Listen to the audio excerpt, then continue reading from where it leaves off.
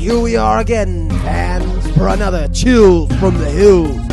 This story comes from Iqaluit, Nunavut. I call it The Shadow in Your Bedroom. With extremely bitter winters and very short summers, the city of Iqaluit, capital of Nunavut, is too cold to grow trees.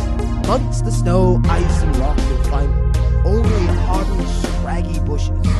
With temperatures average of -30 to -45.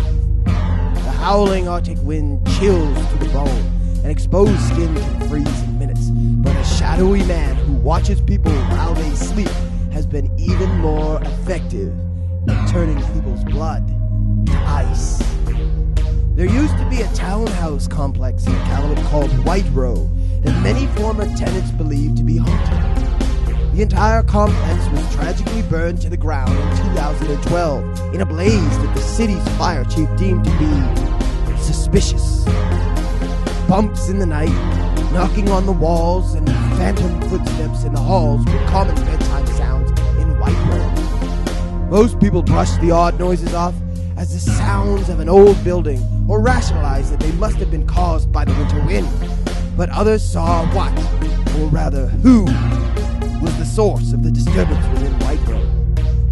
There was a man, a shadowy man who watched people at night. Most often it was young children and teenagers who saw the shadowy man. Imagine, one moment you're alone, the next you see the shadowy man in your doorway, and the moment after that, he's gone.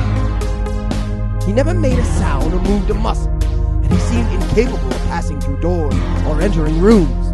It appeared as if his sole purpose was to stare at the living after they'd gone to bed.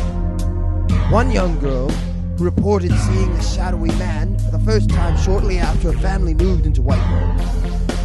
He appeared in her doorway while she was alone and freaked her out so much that she ran straight to her sister's room.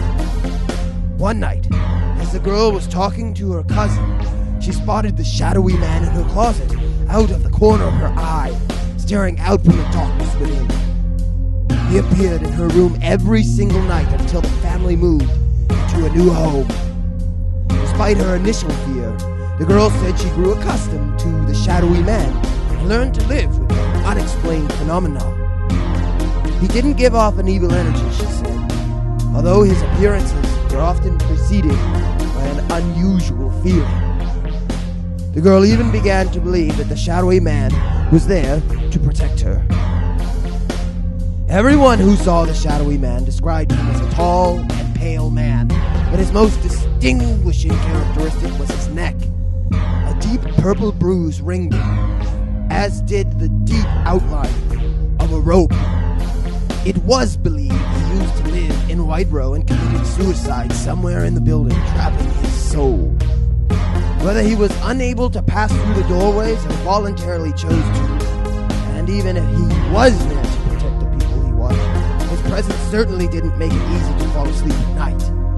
A shadow passing by your bedroom door, or the sound of something stirring in the darkness of a closet, might simply be products of our imagination. But then again, it might be something else, something unexplainable, something real. This evening I find myself with another real feeling. Starved to death. So, I'm going to finish off the night with a nice snack. Maybe I'll come looking for you. Have another good one, Fear fans. This has been another Chills from the Hills.